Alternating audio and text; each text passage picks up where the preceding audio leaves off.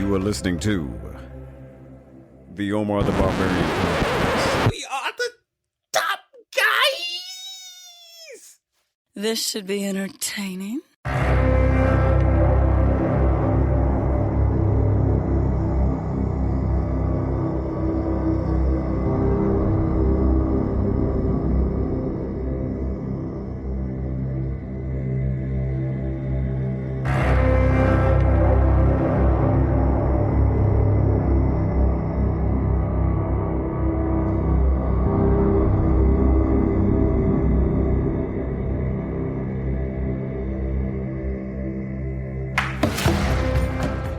Top Guys Podcast, a podcast where the person speaking is giving the two other hosts multiple books as gifts, which have all gone unread.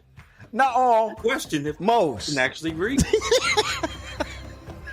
Most, not all. Yeah, most of them. Most of them.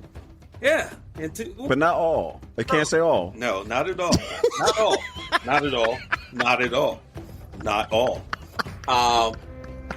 This week's topic. We're doing two things we wish people knew more about. And as usual, I'm here. I'm Devon Sanders. Along with... Say your name. Oh, Omar Mills. Yeah, sorry. I thought Chris was going to go. I don't know. I don't know who he pointing at. I assume he pointed at you. I'm pointing at the two people I'm looking at on the screen. Oh, hell. I'm not pointing at Sade, who's behind me on this camera. I'd love for her to talk to me. Actually, right now, I would love for her to talk to me more than anything. But, yeah. So, Hello, I'm Prince Roger Nelson. Okay. All right, so let's get into this. That's Chris Scott, by the way. Doesn't know how to say his name, along with not being able to read. So let's get into it. Two things that we wish people knew about. We're talking about anything. It could be movies. It could be books, which they haven't read. Music, comics, any kind of medium.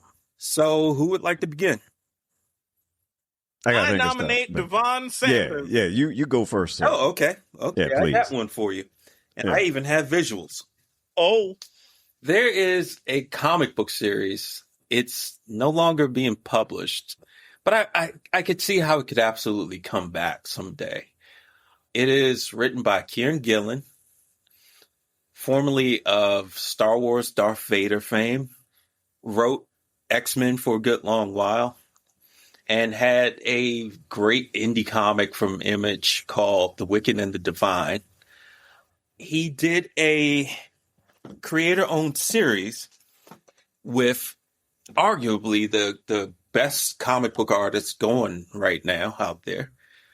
And this is kind of where that artist made his bones. I'm talking about Dan Mora. The book is called Once and Future. The premise of it is it's a really good one. Dan Mora, let me speak a little bit more on him. He is honestly, in my opinion, the best working monthly artist out there right now.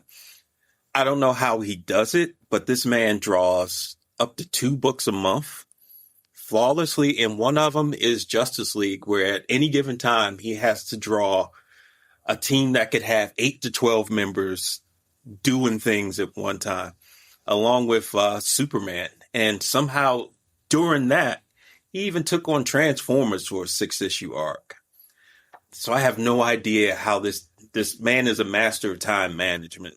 That's all I know. alchemy. Alchemy. But if you want to know where he kind of made his bones and how he got so good, I highly recommend that you pick up Once and Future, where the premise is, when I'm reading from the back of the book, when a group of nationalists, and this is in Great Britain, uncover the fabled scabbard of Excalibur, they use the magic to bring King Arthur back from the dead and fulfill a dark prophecy. But as the floodgates open, only retired monster hunter Bridget McGuire knows how to stop these mythic forces, pulling her unsuspecting grandson Duncan into a world he thought only existed in stories. The two embark on a quest that will force them to navigate the complicated history of the Maguire family and confront the deadly secrets of Britain's past that threatens its very future.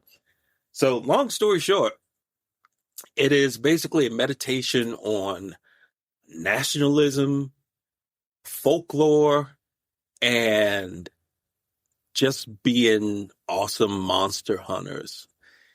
It basically takes all the things that you were kind of forced to read in humanities class, such as like, you know, the King Arthur tales, Grendel, things like that, and basically brings it into one umbrella and says, what if there was a bloodline that had to hunt these monsters? But the monsters said, in order to like stop us from being hunted, why don't we hunt the hunters? And it's just really good stuff. Dan Mora is just killing it on art. I believe it was a 30-issue series. And it came to an end. 30? Yeah. And it came to an end about, I want to say about 6 years ago, 6 or 7 years ago. And that's when DC Comics scooped him up to initially begin drawing Detective Comics.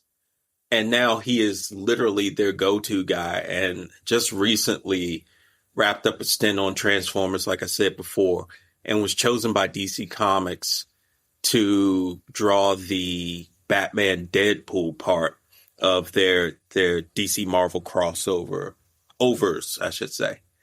So yeah, I cannot recommend that highly enough. It's a tight 30 issues.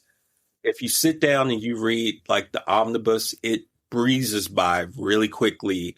And at the end, it really does this thing that I absolutely love, where once you close the book, you instantly miss the world that you were in those pages.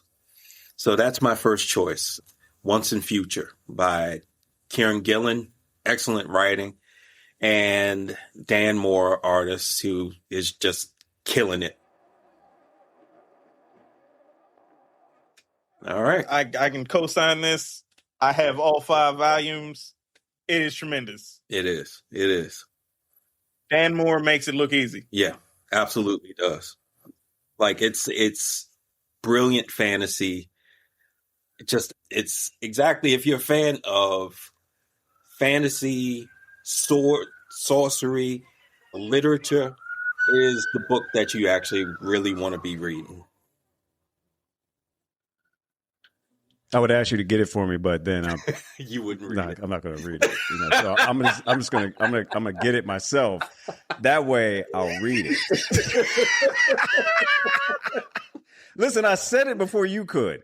You were thinking it, and I said, "Let me say it first, so I don't get trolled." Yeah, because it does sound amazing. Yeah, Omar gonna be on his deathbed and be like, "Oh damn, hand me that Once and Future." See, I read it. Oh, right. Yeah. Oh, and also I would be remiss if I didn't mention the colorist, Tamara Bonvillain.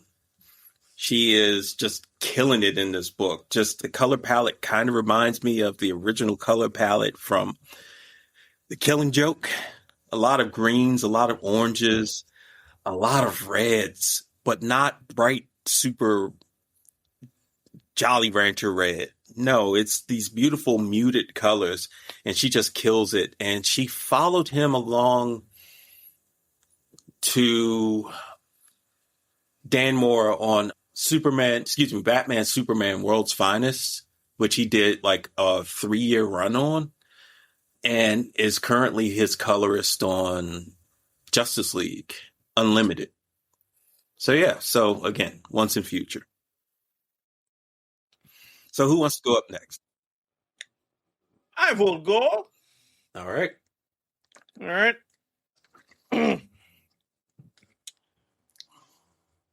My choice for a thing that I wish more people knew about is a movie from the 80s. It's called Yes, Madam. It is actually the second film. You've mentioned this. Yes, sir. It is actually the second film in the Line of Duty series of girls with guns movies in Hong Kong cinema. But it's the one that really popped off. I'll tell you why. It stars Michelle Yeoh, in her first leading role, So and it features the debut of one Cynthia Rothrock. Oh, okay. Oh yes, it is the girl power beat ass movie. It's so good. It's so good. Every man in the movie is either inept or morally bankrupt. There's no in between. Every man in the movie is terrible. And it is only the steadfast dedication to justice from these two women that gets us through to the end of the movie. Feels like it was ahead of its time. Truly, Yeah. is so good. And the 4K restoration that I got of it honestly, it might look too pretty because there are certain shots where it's like, this was never meant to be seen at like 1080p. right. You can see the seams on things, like the armored car in quotations gets like dented. It's like, that's not. But no, man, every time they're on screen, Michelle Yeoh and Cynthia Rothrock like command your attention. Like, it's not only the fact that they beat ass through like 60% of the movie, it's also just their screen presence, their gravitas, their like the way they bounce off each other is also awesome. So like the movie is awesome to just put on, for like a pizza and weed night, but it's also like really good. It's like an enjoyable film. And the rest of the series, and this is no insult to Cynthia Khan, who basically puts the whole franchise on her back. She takes over for like the next 5 movies, but they basically spend the rest of their time trying to recapture the lightning that they caught with Michelle Yeoh and Cynthia Rothrock in the first one. But yeah, that's Yes Madam, aka In the Line of Duty 2. I highly recommend it. You can, I would say if you really enjoyed, I was about to say Every Which Way But Loose. That is not the name of that movie. Left Turn, Clyde. Freaking Everything Everywhere. Everything all at once. Okay, it's that. If you enjoyed that, it is highly encouraged that you go back to Yes Madam, because you can see the through lines, like in like the choreography. There's probably like a couple callbacks in that movie that I miss because I'm only 40.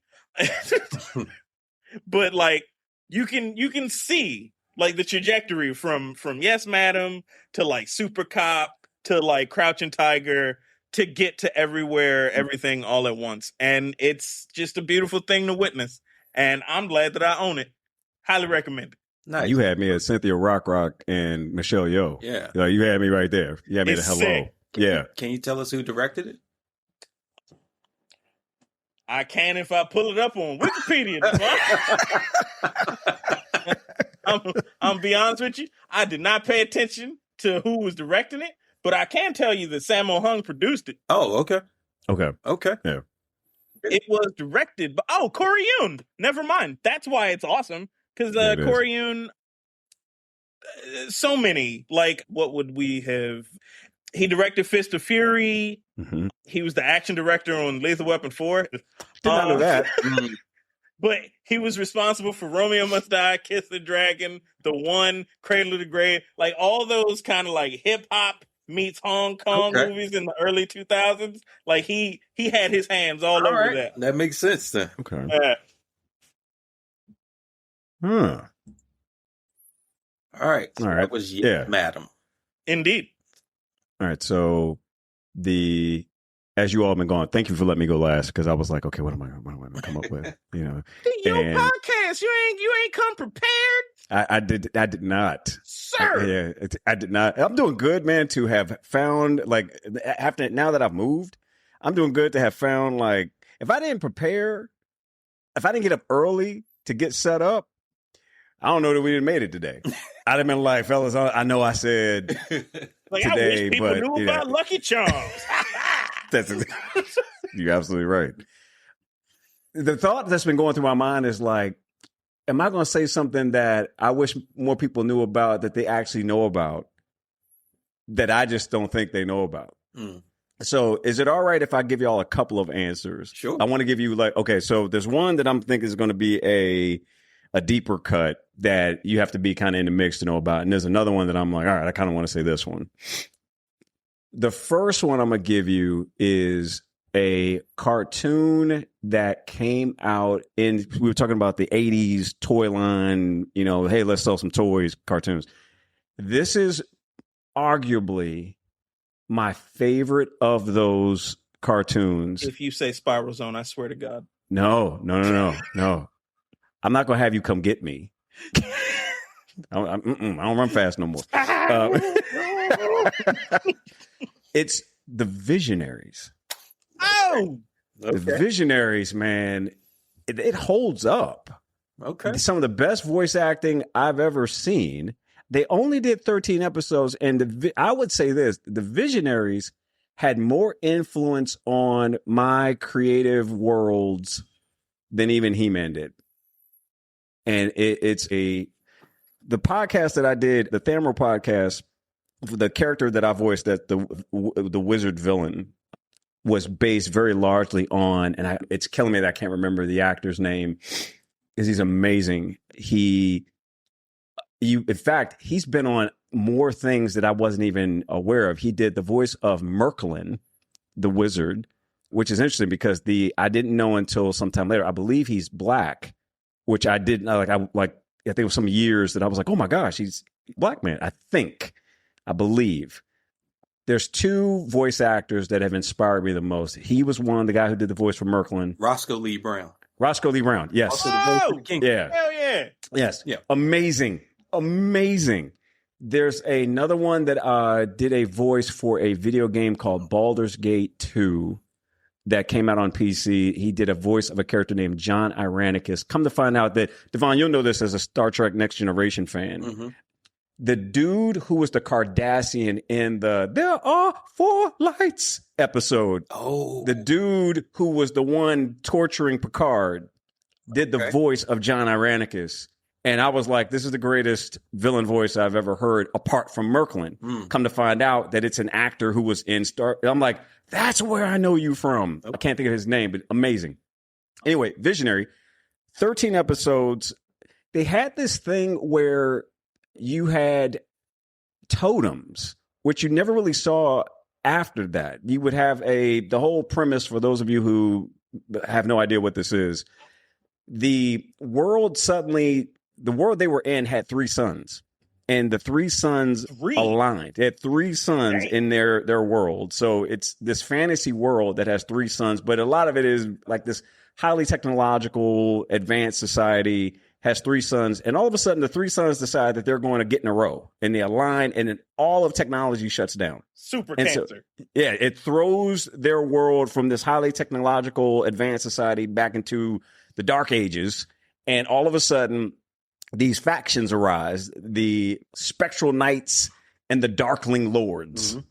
And you've got some of the best voice acting that I think I've ever seen amongst these characters. Go ahead. Yeah, what's up, Devon? I think we're talking about David Warner. Is that the actor for the Rachel Gold? Yeah. What? Yeah. I did not know that. Okay, that's a deep. No wonder I love this dude so much. Amazing, just actor. Voice actor and so forth. All right. So the premise is you have these heroes and these villains who all of a sudden this wizard shows up and he's like, all right, now that we in this Dark Age, area, I got this shrine, and if y'all make it to my shrine, I'll give you powers. And people think that it's ridiculous, but then the Spectral Knights are like, oh man, I'm gonna see about these powers. And that makes the villains like, well, we can't be the only ones that ain't got no powers. If they getting powers, we're gonna get powers too. And so they all make their way to this shrine, and they get there, and for whatever reason, dudes are running around with these staffs. Obviously, they became part of their power set, but you don't know that. And so I've always kind of, again, next time we do I Have Questions episode, one of the questions I would have is, how you know you was gonna get powers in the staff you was carrying. There's a lot to carry Right. en route to the shrine, but I'm gonna put that aside. They get there. Merklin is like, all right, y'all made it. I'm gonna give you powers, but also those of you who have staffs, go ahead and dip them in the pool, and you will also get power for your staff. But once you use it, you out. You got to come back, and that's how I'm gonna like have y'all doing like favors for me because you're gonna want to come back and get more power for your staff because once you use it, it's gone. Dip your stick in this water. Dip your stick in the water, right? The dudes who were like, who ain't have no staff, were like, what about us? We ain't got no staffs. He was like, you will learn in time that you also have great power. Hold the cricket. And so it turns out that the dudes who didn't have staffs could power vehicles that had been dormant since the suns aligned. So they became real important, as well. I absolutely love this cartoon. It is free on YouTube if you want to watch it. But I bought the Blu-ray, even though it's free, because I wanted to own it. There's a Blu-ray for the full run of The Visionaries that you can get on Amazon. Wow. It is. For the I loved it. 17 people who remember the vision. Damn. Yes, you too can watch it for free, or if you want to throw your money away as I did, Don't throw you can also get the Blu-ray as well. The Visionaries. All right. Damn. Visionaries. That song went off. All right. That's Omar with the Visionaries. All right. So I guess that brings it back to me. Yes, I sir. actually have two, and I'm going to God make damn them it. super. No, I'm going to make them super quick and kind of combine them. One is, even though they have absolutely nothing to do with each other, at the time of recording, and we always say this, there's a lot going on right now. So much. Every time there is a lot going on right now. And I think that we're all just kind of trying to find our own little bits of peace wherever we can possibly find them. About 4 months ago, I found mine totally by accident. I had my Spotify on shuffle, and it just sort of took me to this very relaxing album, and I was not expecting it. So much so that I even went out and bought the thing, and I am now a new fan of this band. They're called 30 Seconds to Mars? Huh? No, not Sorry. It is a group out of Canada. It's a group out of Canada called Men I Trust. And, dude, let me tell you, they do some of the most relaxing music. This music sounds like it floats on clouds to get to you. The lead singer, her voice is just so relaxing and so calming. The music is upbeat, sort of almost in a rock meets Sade place. And the only thing I can tell you is that when I put the album on the first time, I didn't make it through the whole thing because it was a rough day, and I put the album on and I flipped it to side 2 and didn't hear the second part because I fell asleep on it. Not because it was bad. It was that relaxing. It was that relaxing. And in subsequent listens where I've been wide awake, it's just got its claws even deeper into me. And if you had to start someplace, I would say that this is their 4th album. It's Men I Trust, that's the name of the band, and the album is called Uncle Jazz. And I can't recommend this thing enough. I'm holding it up to these two, even though you can't see it. It's kind of got like it looks like a child drew the cover. But don't let that deter you. It's what's on the inside that actually absolutely counts. So that's my second pick, Uncle Jazz by Men I Trust, a band out of Canada, Quebec. And indie band? Or are they like out there? They're an indie band. They actually self-produce and distribute all of their own material. Like they I guess they don't want to work with a big corporate most thing. these days, and Yeah. I ain't mad at them. But so go out there and support an indie band. Again, Men I Trust, Uncle Jazz. That's ONCLE, Jazz. Uncle. Uncle.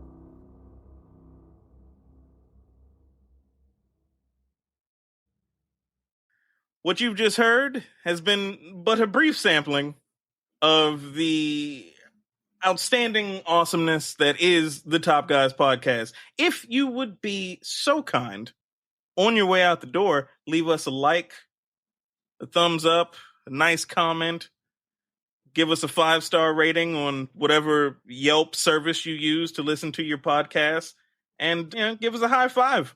And also subscribe.